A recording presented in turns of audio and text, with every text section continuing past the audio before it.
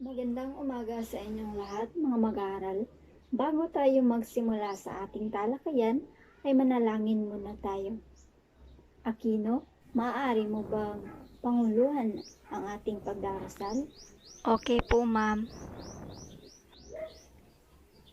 Sa ngalan ng Ama, ng Anak, ng Espiritu Santo. Amen. Maraming salamat po sa panibagong araw na inyong binigay at sana ay marami kaming matutuhan sa araw na ito at gabayan niyo po kami araw-araw. Sa ngalan ng Ama, ng Anak, ng Espiritu Santo. Amen. Uulitin ko, magandang umaga sa inyong lahat, mga mag-aaral. Magandang umaga din po, Binibining Erana. Maraming salamat at maaari na kayong umupo. Bago ang lahat, ay meron muna akong sasabihin at ito ay napaka-importante. Sa aking klase ay meron tayong mga patakaran o rules. Una, kapag mayroong nagsasalita, kailangan tayo ay tumahimik at makinig. Pangalawa, nais kong i-silent mode ninyo or i-off ninyo ang inyong mga gadget upang hindi makadistract sa ating klase. Pangatlo, bawal ang palipat-lipat ng upuan, maliban na lamang kung may pangkatan tayong gawain. At panghuli, huwag na huwag magkalat sa loob ng ating silid-aralan. Ito lamang ang mga patakaran sa aking klase. Naiintindihan ba? Opo, ma'am. Ngayon naman ay magtatala ako sa mga lumiban at hindi lumiban. Makinig na mabuti sa pagkatawag ko sa inyong mga apelyido. Aquino, Present, ma'am. Baguio, Present po, ma'am. Cordones, Lumiban po, De La ma'am. Paz, Present po, ma'am. Evangelista, Lumiban po, ma'am. Fuego, Present po, ma'am. Gamboa, Present po, ma'am. Hermosa, Lumiban po, ma'am. Impaz, Present, ma'am. Jacobe. Present po, ma'am. Ngayon ay magbabalik-aral muna tayo. Sino ang nakaalala sa ating tinalakay kahapon? Ang makapagbibigay na sagot ay bibigyan ko ng 5 puntos. Ako po, Sige, De La ma'am. Paz, maaari ka bang tumayo at sabihin sa buong klase ang tinalakay natin kahapon? Lakasan mo ang iyong tinig upang marinig ka ng iyong mga klase. Magandang araw sa ating lahat. Ang tinalakay natin kahapon ay tungkol sa iba't ibang uri ng tula, kung saan may tulang damdamin o tulang liriko, at ang halimbawa dito ay awit. Ang pangalawa ay tulang pasalaysay, at ang halimbawa nito ay epiko. Pangatlo, may tulang patnigan, at ang halimbawa nito ay balagtasan. At ang panghuli ay tulang pangtanghal o padula. Maraming salamat, De La Paz. Palakpakan nating lahat si De La Paz. At ngayon naman ay tingin ko na naunawaan ninyo ang ating tinalakay kahapon. Ngayon naman ay may ipapakita ako sa inyo na isang maikling video. Nais kong makinig kayo at panoorin nyo ito ng maigi. Ang huling tula na isusulat ko para sa iyo. Pangako yan. At totoo, hindi ko alam kung magiging gaano kahaba, kung kaso ba sa isang piyesa, ilang pahina, ilang minuto ang itatagal at ihahaba nito, kaya posibleng hindi ko kaagad makabisado, pero pangako yan. Ito na, ang huling tula na isusulat ko para sa iyo. Itaga mo to sa bato.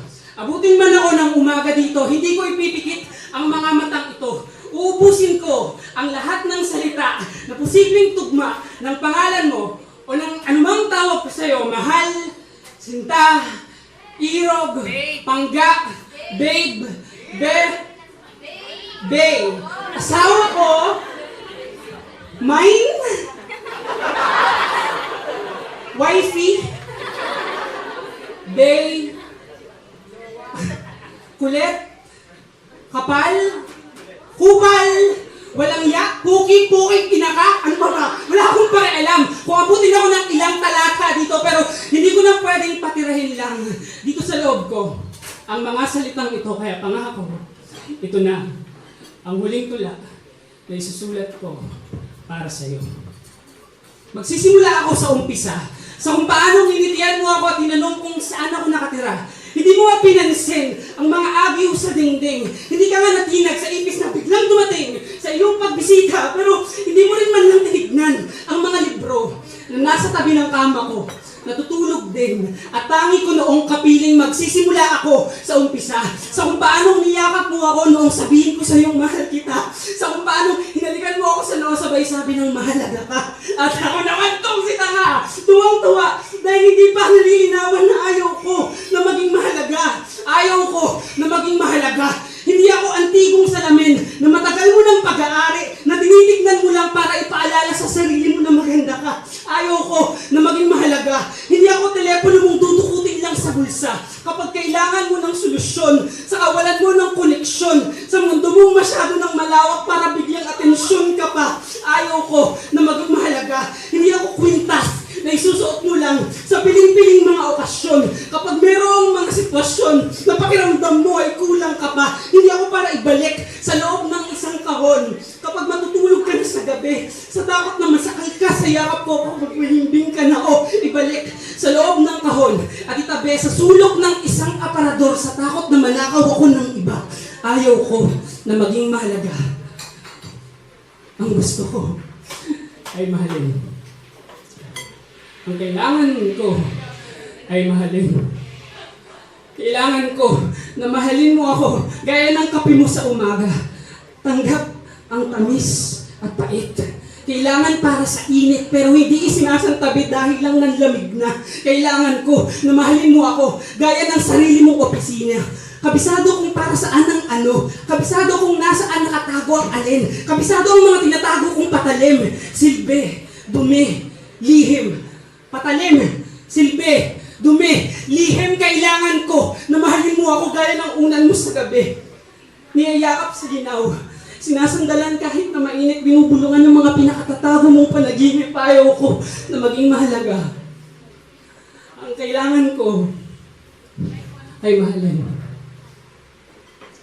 At nagsulat ako noon hanggang sa mahalin mo. Kaya patawad. Pero magsusulat ako hanggang sa maubos ko ang lahat ng salita na posibleng tugma ng pangalan mo, patawad. Pero magsusulat ako para patawarin mo. Dahil minsan, may nakapagsabi sa akin na ang hindi raw marunong magpatawad ay hindi makapagsusulat, kaya mahal. So pagkakataong ito, sa huling pagkakataon na magsusulat ako ng tula para sa iyo, gumawa tayo ng kasunduan. Patatawarin kita, pero patatawarin mo rin ako. Patawarin mo ako sa hindi ko pagtahan, at patatawarin kita sa hindi mo pagluha. Patawarin mo ako sa hindi ko pananahimik, at patatawarin kita sa hindi mo pagsasalita. Patawarin mo ako sa hindi ko pag-alis, at patatawarin kita sa hindi mo pananatili. Patawarin mo ako sa hindi ko sa'yo paglimot, at patatawarin kita sa hindi mo sa akin pagpili, mahal. Gumawa tayo ng kasunduan. Patatawarin kita, pero patatawarin mo rin ako. Patawarin mo ako sa hindi ko pagbitiw, at patatawarin kita sa hindi mo pagkapit. Patawarin mo ako sa hindi ko paglayo, at patatawarin kita sa hindi mo paglapit. Patawarin mo ako sa hindi ko pagsuko, at patatawarin kita sa hindi mo pagsugal. At patawarin mo ako sa hindi ko pagkamuhi sa'yo, at patatawarin kita sa hindi mo sa akin pagmamahal-mahal.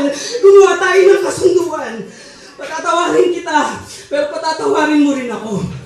Para sa wakas, ay matapos ko na itong tula na masyadong nang matagal na nakatira dito, at patawad kung magiging masyadong mahaba at maraming masyadong buladas, pero pangako, huli na to. Huli na to. Huli na to.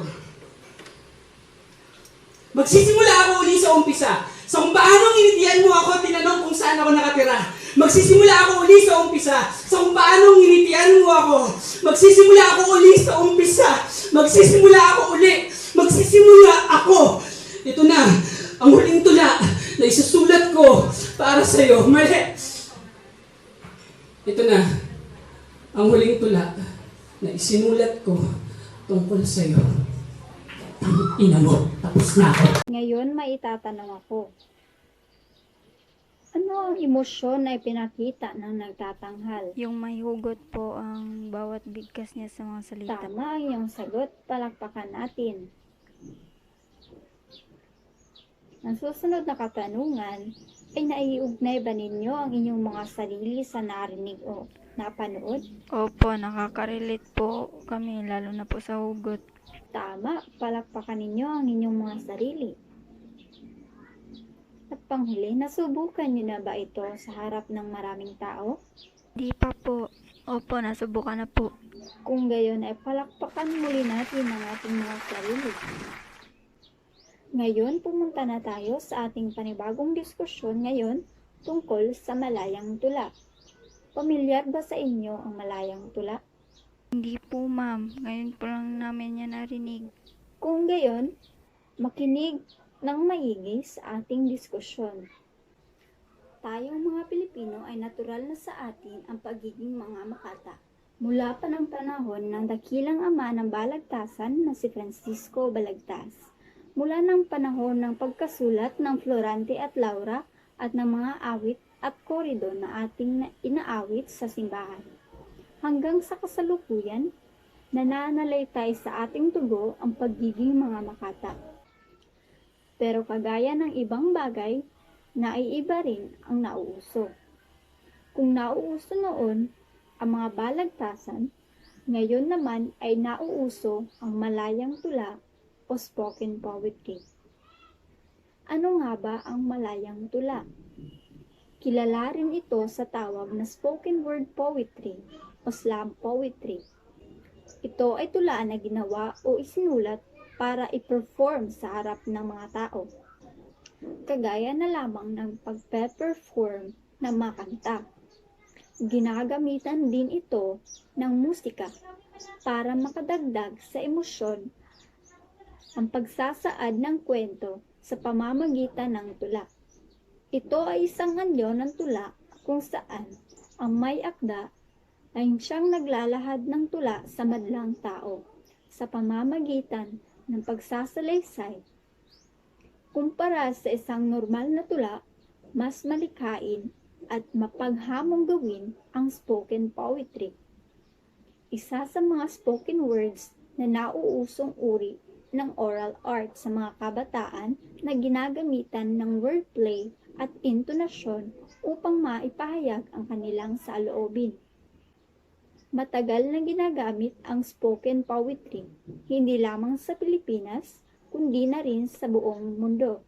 At ngayon ay bumabalik na naman ito dahil na rin sa mga taong nakaka-relate sa paksa ng tagapagsalita. Isa na rito si Juan Miguel Severo sa mga kilalang spoken word poetry artist sa Pilipinas. Hindi ito basta-bastang pagsalita sa harap ng mga manonood.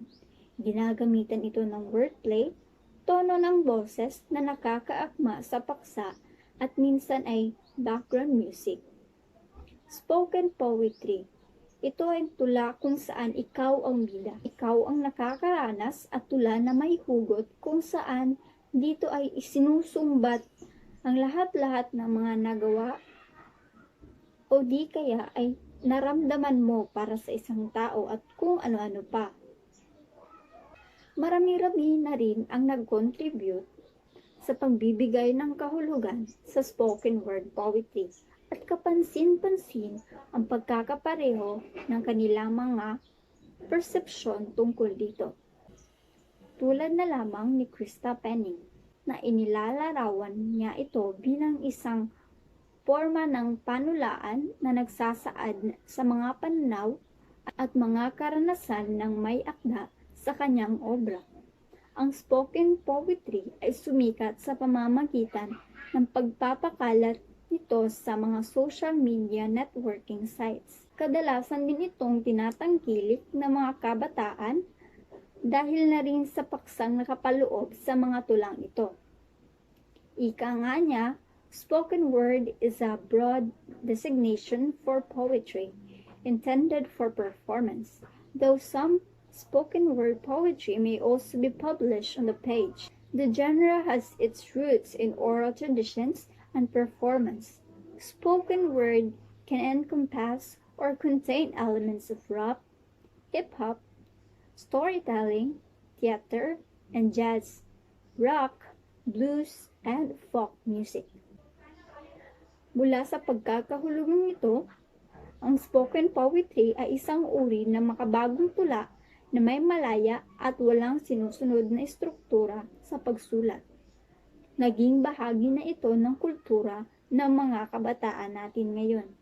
Ayon naman sa pag-aaral nila Weinstein at West sa taong 2012, inilalahad nila ng spoken word poetry ay hindi lamang tungkol sa sining, ngunit ito'y tungkol sa paghasa ng individual sa sining na kabilang ng kanyang kapaligiran o ng pang-araw-araw na pamumuhay ng isang individual. At ang tunay na paglalahad niya ay ang kanyang sariling karanasan. Isa pang pag-aaral ang nabanggit na mayroong kaugnayan sa spoken word poetry ang isinagawa ni Escoto noong 2013. Inilarawan niya ang uri ng panulaang ito bilang a means to heal oneself. Ibinase niya ang kanyang paglalarawang ito sa kanyang naging pakikipanayam sa isang binata na nanggaling sa isang juvenile detention center. Paano nga ba gumawa ng spoken word poetry o malayang tula? Unang-una ay alamin mo muna kung saan tungkol ang isinusulat na tula. Walang batas na nagsasabi o nagbabawal sa inyong magsulat ng tungkol sa kung anong gusto mong isulat. Mahalaga na ang iyong isulat ay mula sa iyong puso. Hindi nalilimitahan ng paksang pag-ibig ang pagsulat ng tula. Maaring patungkol sa iyong pamilya, kaibigan, at marami pang iba. Isa sa katangian ng spoken word poetry ay ang taglay nitong matatalinghagang mga salita o mga salitang Filipino na hindi natin nakakasagupa sa ating pang-araw-araw na pamumuhay. Maaaring hindi ka gumamit ng kahit ano sa apat na sangkap dahil may kalayaan ang pagsulat ng spoken word poetry. Ngunit mas masarap pakinggan kung mahahagip mo ang mga sangkap na ito. Una, taludturan. Ito ay ang bawat linya ng iyong spoken word poetry. Saknong. Ito ay ang grupo ng mga taludtod na itinutumbok ng iisang paksa. Sukat. Bilang ng mga pantig sa bawat taludtod. Kadalasan, itinutugma-tugma ang bilang ng mga pantig sa magkakasamang taludtod sa iisang saknong. Tugma. Ito ay ang tunog na magkapareho sa dulo ng saknong. Ngayon naman, ang paglalapat ng himig o ng tono sa inyong malayang tula o spoken word poetry. Maaaring lapatan ng tono, paboritong kanta o tono na inyong binuo upang mas madama ang mensahe na nais ninyong may parating sa inyong mga madla. Sa paglalapat, sa isip ang naisip parating kung ikaw ba'y masaya, nagagalit, nalulungkot, at kung ano pang emosyon na iyong gustong ipahiwatig sa inyong mga manonood. At para sa iba pang halimbawa, pumunta lamang sa mga links na nasa ibaba. Tapos na ang ating diskusyon at may naintindihan ba kayo? Meron po, ma'am. Mabuti naman. Ngayon ay tumungo tayo sa isang panggatang gawain at igugrupo ko kayo sa apat, magbilang ng 1 hanggang 4. Simulan mo, Aquino. 1, 2, 3, 4. 1, 2, 3, 4. 1, 2. Tapos na ba? Opo, ma'am. Pumunta na sa inyong mga kagrupo. Makinig ng mabuti. Kumuha ng isang malinis na papel bawat grupo. Iisa lamang ang papel na gagamitin bawat grupo. Ang gagawin ninyo ay gumawa ng isang maikling malayang tula o spoken word poetry. at bibigyan ko kayo ng 5 minuto para magsimula. Ma'am, kahit anong paksa po ba ang pwedeng gamitin? Maaaring gumamit ng paksa na inyong nais. Pwede po ba isulat sa notebook, ma'am? Wala na po kasi akong papel. Maaari, hanggat ito ay malinis at pwede. Maraming salamat po, ma'am. Walang anuman, magsimula na kayo at nang hindi kayo mahuli. Tapos na ba ang lahat? Teka lang po, ma'am, hindi pa po. Okay, bumalik muna kayo sa inyong mga orihinal na upuan. May tanong ako para sa lahat. May natutunan ba kayo sa aralin natin ngayon? Marami po, ma'am. Kung gayon, sino ang makapagbubuod sa ating tinalakay? Ako, ma'am. Ang paksa natin ngayon Sige, ay tungkol ikaw. sa Malayan Tula na spoken poetry pala. Ang tawag nito sa Ingles. Wow, At sa paggawa napakagaling. nito, hindi mahirap dahil malayang nakakagamit ng ilang saknong taludtod at iba pa. Wow, napakagaling. Palakpakan naman natin. Ngayon ay tatawag ako ng mga mag-aaral na sasagot sa aking mga katanungan. Unang tanong. Sino ang dakilang ama ng balagtasan? Pakisagot nga, Bagyo. Francisco Balagtas po, ma'am. Tama, palakpakan natin si Bagyo. Sa Ingles, tinatawag itong spoken poetry o slam poetry. Jacobe, maaari mo bang sagutan? Malayang Tula po, ma'am. Tumpak, bigyan natin ng isang bagsak si Jacobe. Si Juan Miguel Severo ay sumikat sa anong larangan? Hermosa, ano ang iyong sagot? Spoken poetry po, ma'am. Palakpakan naman natin. Bago ko kayo bigyan ng isang maikling pasulit, Balikan muna natin ang ating ginawa kanina. Bumalik ang lahat sa kani-kanilang pangkat. ngayon ang gagawin nyo ay iprepresentan ninyo ang inyong mga ginawang malayang tula. Bawat grupo ay bibigyan ko ng tigta 3 minuto. At narito ang mga pamantayan. Kasanayan sa paksa, 40%. Kasiningan sa paggamit ng mga salita, 40%. Kahusayan sa pagbuo ng malayang tula, 20%. At may kabuuan na 100%. Maari nang magsimula ang unang grupo. Palakpakan natin. Magaling. Ngayon naman ay ang pangalawang grupo. Palakpakan. Maraming salamat. Pangalawang grupo. Ngayon naman ay ang pangatlo. Palakpakan natin. Maraming salamat. Pangatlong pangkat. Ngayon ay ang panghuli. Palakpakan natin. Ngayon ay tapos na. Palakpakan natin ang ating mga sarili. Ngayon, bumalik na kayo sa inyong mga upuan.